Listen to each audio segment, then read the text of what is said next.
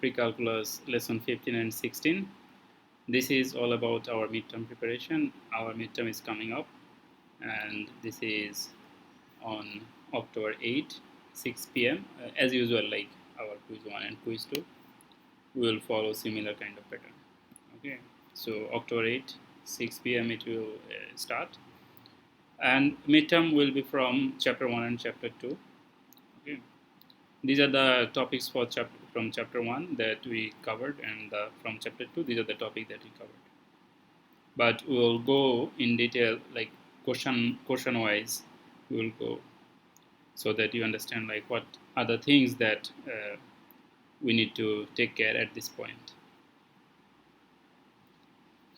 So let's begin. I think you have some idea about these maths. In fact, let me explain it first of all in a very straightforward way. Our midterm exam is the combination of quiz 1 and quiz 2. Basically, quiz 1 syllabus and quiz 2 syllabus. Combination of both is our midterm. Okay, so you will see that there are a lot of similarity from our quiz 1 and quiz 2. Okay, it's a combination, and there will be 7 questions, just like our quizzes, but the marks will be a little bit less because our midterm, this midterm, let me write it down here so that you understand. There will be total 7 questions as usual, and you have to answer 5 questions. If you answer more, then we will choose best 5. Okay, and in our quiz, total marks was, for each question the marks was 6, but for our midterm, for each question marks will be 4, so that our total marks becomes 20 because our midterm marks is 20. Okay, so this is the difference between our quizzes and the midterm. The number of questions will be same, the pattern will be a little bit same. Instead of 6 marks, now it is each question 4 marks. Okay, so I think by now you realized now we will not have A, B, C. We will have only A and B for each of the question. Okay, during the actual exam, you will have only A and B for the question. Okay. C will not be there. C will not be there because for A 2 marks, for B 2 marks. This way we will arrange. So this is the setup for our midterm exam. So first question, actually you have the idea of this kind of question, like 2 points are given. Let's say 2 points are given, P1 and P2. 2 points are given. How do we find out the distance? We use the distance formula. And how do we find out the midpoint? Distance is found here. This is the distance formula: square root of x2 minus x1 whole square plus y2 minus y1 whole square. And just you put the value here and you get the answer. And how do we get the midpoint? Midpoint formula is x1 plus x2 divided by 2, comma y1 plus y2 divided by 2. That will be the midpoint. And you can choose this one x1, this one x2, x1 y1 and x2 y2, or you can choose this one x1 y1 also, second point as x1 y1 also, first point as x2 y2 also. This is entirely up to you, and there will be no problem with that. There will be no problem with that when it comes like this. You understand? Some people may think like why it happens, why it works, because if you add 2 plus 3, answer is 5, and if you add 3 plus 2, answer is still the same, answer is 5. Even if you write like, okay, minus 2 plus 3, answer is 1, and if you write 3 minus 2, suppose, answer is still 1. So it doesn't matter which one you write first when it is addition. And multiplication also same. Division it matters.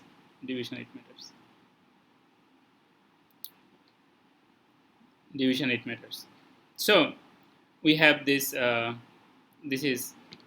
So you use the distance formula to find out the distance, midpoint formula to find out the midpoint. Then let's say 2 points are given. How do you find out the equation of a straight line in slope-intercept form? Equation of a straight line. How do we find out that? So first of all, we have to find out the slope from this given 2 points, and then we will use the formula which is called y minus y1 equals to m into x minus x1, our point slope form of the equation of a straight line. That things we can use, which we have done here. As you can see, m equals to y2 minus y1 divided by x2 minus x1. Just values are given here, so you just put the value here and you will get 2 minus 2 here in this case. And then if we need to find out the equation of a straight line, then we use the formula is given here, this formula, y minus y1 equals to m into x minus x1. y1 and x1 you can choose from this point. Now if we want a parallel line, a line parallel to this and contains the point this. So basically from this point line, equation of line, we will get the slope. Slope is 4 here, so we can get this slope. See, the slope is same here. Slope will be same. If the equation is parallel, then the slope will be same. And then we will use this formula. See, y minus y1. y1 is given here. This is x1, this is y1. So you will put y1 as 3 here in this y1. M equals to 4 from here, this 4. M equals to 4. And x1 is 0. x1 is 0 here. Then you just do the calculation, one line calculation. You will get y equals to 4x plus 3. So for parallel, slope will be same. You will just directly use 4 here. If it is perpendicular, then it is for perpendicular. If it is 4 for perpendicular, another line, it will be minus 1 by 4. Okay, it will be minus 1 by 4, negative reciprocal. But in this case, just only parallel, so we have to just take care of that now. Of course, we actually discussed that for perpendicular also in our classes, and in exam also it came. In another exam also it came. Another question is graph each of these lines. So we have to match actually, basically, because as you know, in the online setup you cannot. This is tough for you to draw and then show it. So basically, the graph will be given. Suppose like this. The graphs are given. You have to match which one is which graph. So you see, actually already it is color coded. This is x equals to 1. So this line is x equal to 1 because this point is 1, x value is 1, and x equals to a, x equals to b. This means a vertical line at a. Vertical line. X equals to means vertical line, y equals to means, suppose y equals to b, it means a horizontal line. Okay, horizontal line. B means some number. X equals to y equal to 3, y equal to 4, y equal to 5. That will be a horizontal line. Horizontal line somewhere. Somewhere means you have to look at the number, this number. Suppose if it is given 5, then it will be a horizontal line at 5. Now you look at, there is one example here. See, y equals to minus 4. So y equals to minus 4 is this line, because this is a horizontal line, because y equals to some number, horizontal line, and minus 4 means the line will be at minus 4. So this one is this and this one is this. Now minus twice x plus 1. Minus twice x plus 1. If you put x equals to 0, then you get the y-intercept. X equals to 0, if you put, then this whole term will become 0. Then y equal to, you have just only 1. That means y-intercept is 1. So y-intercept 1 you have only here. That means this is the line. So this is the line A. This is the line A. Okay. And C, suppose C number. If you put x equals to 0 to get the y-intercept, you get 0. You get 0. If you put 0 here, then everything is 0. Basically, then you get this line. Because x equals to 0 and y equals to 0 is only this line. Only this green color line. So this is the C. Let me conclude. What is the technique? The technique is you will find out x-intercept and y-intercept. First is you try to find out y-intercept, which will give you the many answer. If you find out y-intercept, you will get this answer and this answer easily. Just only y-intercept should give you the answer if it is not confusing. If it is confusing, suppose same y-intercept you have two lines, then you have to find out the x-intercept also. How you get the x-intercept? You put y equal to 0 and solve it for x. Then you get the x-intercept. You put to find out the x-intercept, you put y equal to 0. To find out the y-intercept, you put x equals to 0 and do the calculation. Go for both. This one also similar method. This one also similar method. And this one is vertical line. This one is horizontal line. X equals to means vertical line, y equals to means horizontal line. Okay, so this is the technique. Like you will think this way, automatically answer will start coming. This is question 2. We have actually a lot of questions here. We have given some more questions in this case. So suppose this is to find out intercept and symmetry. This question is to find out intercept and symmetry, and this is from equation, how to find out intercepts and symmetry. This is from graph, how to find equation of symmetry, intercepts and symmetry. From equation again, this is the same like our previous page. To find out x-intercept, you put x equals to 0. To find out y-intercept, you put x equals to 0. Then you will get the y-intercept. And to find out the x-intercept, you put y equal to 0. And if you put y equal to 0, let me show this calculation. Some people actually sometimes struggle with this calculation. Suppose you put 0 here, y equal to 0. Then this equals to 1 by 4 x squared minus 1. Okay, now this minus 1, if you add both sides plus 1, then this minus 1 will go to that side, so it will be 1 by 4 x squared. Okay, and you see this 4 is downside here, so if it goes to the other side, basically, or in other words, simply you can multiply both sides by 4, this side also by 4. Yeah, then this side will be just only 4. And let's write x in this side. Let's write x in this side just for the simplicity, so that it looks good. Basically, you can write x in the other side also. It doesn't matter. It doesn't matter. So you have x square equal to 4. X square equals to 4 means when you write x, then it will be x equals to plus minus root 4. We transfer this square to the other side, so we get plus minus square root of 4, which will give us plus minus 2. So this is why our x-intercept is plus minus 2. Okay, and y-intercept part, this part is super easy. You put 0 here, you see answer is minus 1. And this is y symmetry because if you see there is some x square, and for y symmetry we replace x by minus x. And if our question remains the same, then actually it is y symmetry. And when you have x square, then you will automatically know that if there is some x square, then basically it will become x square. I mean, minus x whole square means again x square. So you will get the same thing. Number will be there around. Number will be there. Number is not playing any role here, by the way. Number is not playing any role here at this point, because we are replacing just only x, and we have to see what happens for the x. Suppose if there is some other x, then they will start playing role. So for this kind of thing, we have to replace this way. So if you want to recap, to understand the y symmetry, we have to replace x by minus x. To understand x symmetry, we have to replace y by minus y. And to understand origin symmetry, we have to replace x and y both. And see if our solution and our question is same or not. So this is how we understand the x symmetry, y symmetry, and origin symmetry. In this question, we have this one is y symmetry. And in fact, this if you want to draw it, I know there is no drawing here. The graph will be somewhat like this. Okay, this graph will be somewhat like this. You do not have to draw. I'm just saying. This is actually y symmetry.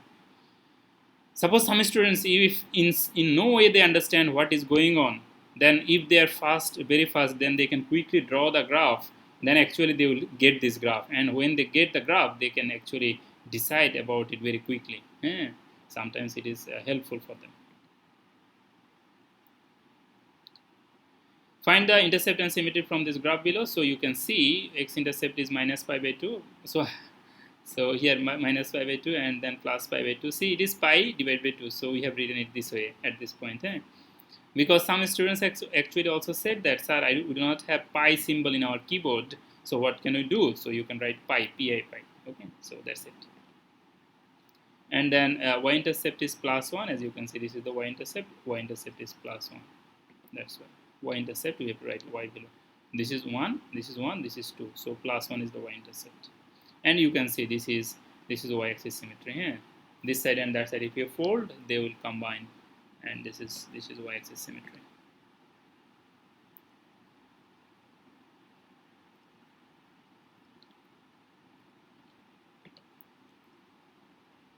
This is more practice for the similar question, x-intercept, y-intercept, and symmetry. This is x symmetry. As you can see, there is one intercept here, another intercept here, another intercept here. This one is origin symmetry. As you can see, there is 3 x-intercept and 1 y-intercept here. And we have written the answer here also for your help. Yeah. This is more practice from the same question there above there. This is one application math from linear function. I think most of you by now have clear understanding about this kind of math. A new mobile phone charges this taka per month for unlimited text message plus 2 taka per minute for the phone calls. We have to write a function. So we should write. Okay, let me explain this. Thing a little bit. Some students sometime write this y equals to this kind of functions, where as this question actually similar, this one question came in our quiz 1. So some students actually made some mistake, like they wrote y equals to 20x plus 2, 20x plus 2. Some people wrote c equals to 20x plus 2. Some people wrote only 2m plus 20. And not technically, this is actually all of them wrong. Just simply let me say that all of them wrong. All of them wrong. Although this is closest. This one is closest to correct answer. As you can see, this is the correct answer, 2m plus 20. This is 2m plus 20. But you see, we said what? We said write a linear equation. So we need an equation. This is not equation. For equation, you need to find out equal to something. And we said that monthly cost is C. That means total cost is C. Number of minute is M. This is said here. Number of minute is M. And then how many minute in the main question? See, 2 taka per minute. 2 taka per minute. So 2 will be with the minute. 2 will be with the minute. And 20 taka is extra money for your text messages. So basically this is how we can set up. But still we gave marks those who have written y equal to twice x plus 20 this way also. We gave marks because this also makes sense technically. Technically this is also right, but according to this question only this is right. Just if we become super strict, then only this is correct, because we already said C will be what, M will be what. So suppose if you write x and y, what does it mean? What does this x mean? What does this y means? That you know. Of course, we also know what you are trying to mean here. We also know, but that is not what is given in the question. Do you understand? Always our response has to be based on the question. Our response has to be based on the question. Okay, so then it will make sense. Then people will understand that you are understanding the question. So this will be the perfect way of responding to this kind of question. All the variable, all the things will be given here. You have to take care of that. Okay. What is the monthly charge for sending 400 text message and making 50 minutes of phone call? So see, this text messages thing doesn't matter, because they said that 20 taka for unlimited text message. So it doesn't matter how much money, how much text message you send, because it is unlimited message you can send for 20 taka. So that's 20 taka will be fixed. And extra, now how many minutes you are talking? You are talking 50 minutes. So basically then it will go like this. So it will be like this. And then total money becomes 120 taka. Total money will become 120 taka. So like this. Some people, suppose while checking the paper, we have seen some people actually added 400 also with this. which reflects that actually they did not read the first part of the question, we suppose, or they ignored something written there. Okay, so be careful, because these are really easy marks. To be frank, see, only if you write c equal to 2m plus 20, you get 2 marks only for this. And this 120 taka, find out, very easy calculation, 2 into 50 plus 20. Suppose if we change this number 50, instead of we keep 60, so 2 into 60 plus whatever this number is given in the question. Easy marks, these are very easy marks. So be careful, okay, be careful. So, and I think all of you prepared for this question. This is from our quiz 2. Now we started quiz 2 revision. This is y equal to x cube function, and it is odd function because it is a reflection about the origin. How it is y equal to x square function, we have to draw it. That's the answer. That's the easiest answer at this point. This is y equal to square root of x. This is neither function because it is not, there is no reflection about y-axis or origin axis. So that's why it is neither function. This is y equal to x square. Y equal to x square means this is even function, because you can see the reflection is about y-axis. Left and right is equal of the y-axis. Here also left and right, left side and right side is same of the y-axis, so it is even function. This is corner, this corner and this corner is same. Hey, some people can say, sir, hey, this is also left and right is equal. Left and right is actually is not equal here. If left and right is equal, then our line will come here. Left side is here, so right side should be here. So then left and right equal. Now left side, they're equal now. Okay, basically it is now corner equal. That's why odd function. 1 by x. See this corner and this corner. Corner equal means odd function. Okay, you all should know all this graph. If it comes to the exam or if it do not comes to the exam, that's not the point. The point is you all should know all this graph. All this graph very important for your pre-calculus, for your later exams. If you take the calculus course in the UG or some other courses, these are very fundamental graphs, very basic graphs. So you should know them. There is okay. Then this is question, increasing, decreasing, local maximum, minimum. You notice that we have not given domain range here because we just changed a little bit. We have done a couple of adjustments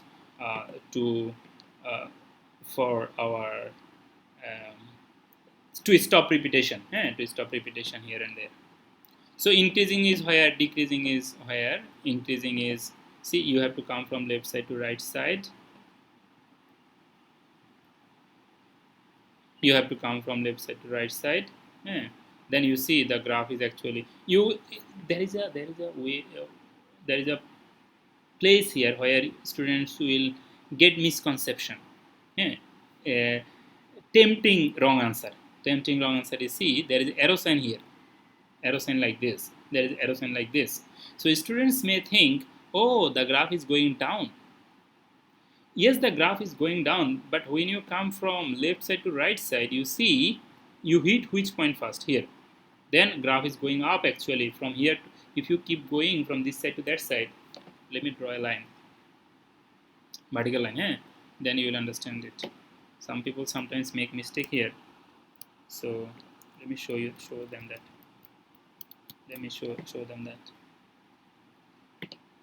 See how you will understand increasing, decreasing from the graph. See, the rule is we have to come from left to right to understand all of them, because left side is a small value, right side. See, we come, see, left to right, we come, we hit the line, here, we hit the line first. Then see what happens. See, our black line is going up. See, our black line is going up. Black line was here, then black line go up. That means this part of the graph is increasing. This part of the graph is increasing up to here. Then see, black line is going down. You have to look at this point. What is going on here? See, the line is going down. That means this part is decreasing. Okay. Similarly, this will increase and this will decrease. See, increasing. Our black line is going up on this red line. Our black line is going down now. on this red line. So we have, this is our increasing, this part is decreasing, this part is increasing, and this part is again decreasing. Now other thing is just writing from minus infinity to, this is minus 4, from minus infinity to minus 4, this is minus 4, the graph is increasing. Then from minus 4 to minus 1, this point is minus 1, this is x equals to minus 1. I'm just writing x equals to, y equal to, if you want to write, then y equal to, this is 1, and y equal to, this is minus 5. So from minus 4 to minus 1 it is decreasing. Then from minus 1 to, this is 3, only x value you need for x increasing decreasing. From minus 1 to plus 3 it is increasing. Then from plus 3 to positive infinity, this side is positive infinity in the x-axis. In the x-axis we have to, for increasing, decreasing and constant, you have to just only look at the x value. So that, and this is x is less than minus 4, it means this side, it means this side, this side x is less than minus 4. You can write in your set notation also. Set notation means from minus infinity to plus 4, so you can write that also, from minus infinity to minus 4, this is increasing, and increasing is from minus 1 to 3. This way also you can write, okay, no problem, minus infinity to 3. And this actually means, see, from minus 1 to 3, this actually means the same thing. Some people sometimes get confused, they actually mean the same thing. So decreasing part, I think now you know it. And local maximum is, this point is local maximum and this point is local maximum. One is at minus 4 and one is at 3, so minus 4 and 3. And minimum, this is minimum at minus 1. Only x value we write. If we ask what is the value, then you have to say the y. But it is just like, where is the local maximum? If the question is just local maximum, where is the local maximum, where is the local minimum, you will say the x value only. Only x value. If we say that what is the value of local maximum at minus 4, you will say that, okay, the value is 1. This way. This way. You will say, sir, why 8 question? You said 7 question you will give. We gave some extra question. We gave 10 questions here. So is this a function? Is this a function? And what is the domain and range? I think by now you all know that this kind of question already we practiced for our quiz 2 recently, very recently. So of course this is a function, and domain is the first value. Domain of the first value of the function. Why it is a function? Because there is no repetition of our x value. Our x value, any single x value do not have two different y value. That's why you can see it here also. All of them are different. All x values are different. All x values are different. So the first value is the domain and second value is the range. Now suppose a graph is given. From this graph find out domain and range. So you see, first of all, is it a function? Answer is yes, because if you draw a vertical line, our vertical line crosses the graph at only one point. That means it is a function. So, and domain will be what? See, x value of the left x value to the left side x value to the right side x value. So the graph starts from here, you can say, or graph actually starts in the negative infinity. That way also you can say. So this 2 to minus infinity is the domain. That means minus infinity to 2 is the domain. X value you have to think. And y value is the range. Y is what? 0. So 0 to plus infinity. Plus infinity, why? Because in this side, in the y side, this is plus infinity. In the x side, this is minus infinity.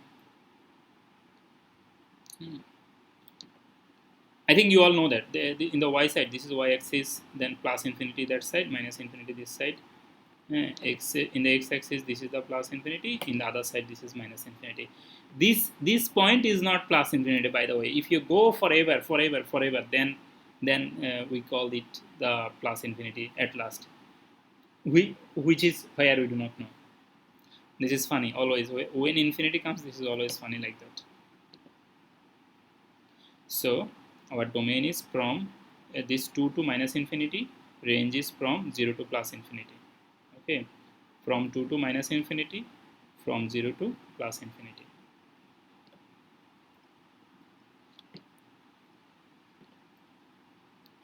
Then this question also we recently revised.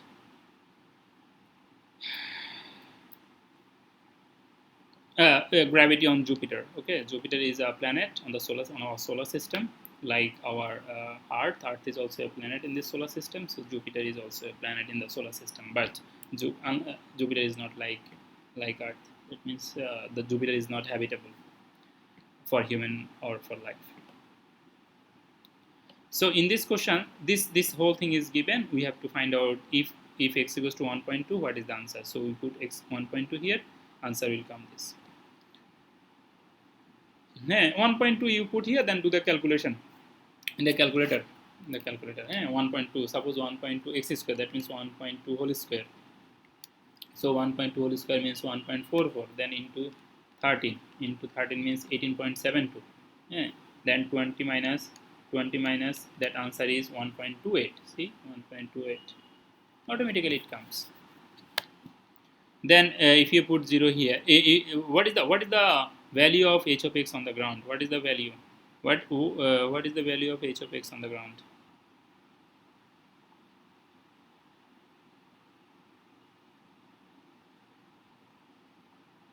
H of x, what is the value of h of x on the ground? It means the value of h of x is 0. Okay, the value of h of, because there is no height on the ground. From the height, from the ground, our height starts. This is 0. Then you go up 1 meter. Then you say, oh, now our height is 1 meter. Then you go another meter. Then you say, oh, now it is 2 meter. So 1 meter, 2 meter, like that. So here at the ground, what is this? This is 0. This is 0. That's why we call it 1 meter. Then we call it 2 meter.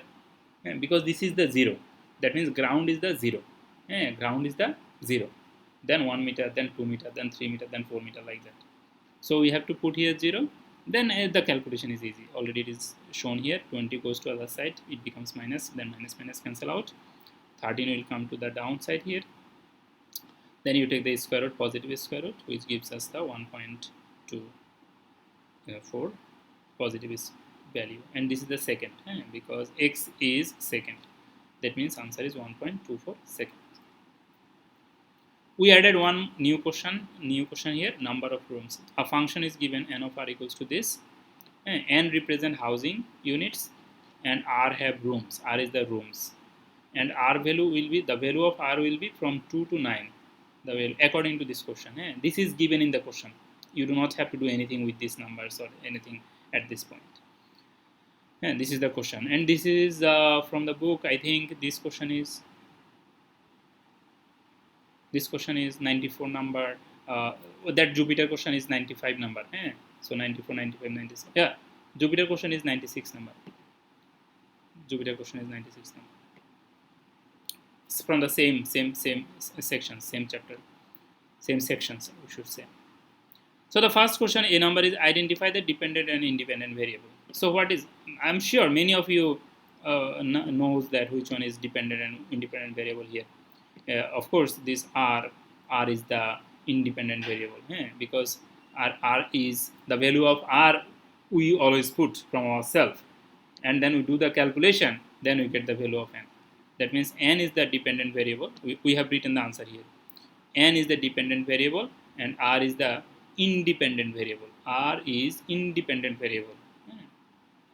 Normally this side is y and this side is x. Instead of r, normally it is x. So you know that x is independent variable, y is dependent variable. So instead of y, now n of r is given, like that. Then the second question is, evaluate n of 3 equal to what? So you put 3 here, 3 here, 3 here, then do the calculation here. That means 3 square, put 3 square, and put here into r equal to 3. Then this into 3 square, this into 3, then do some plus minus. Answer will come 15.64.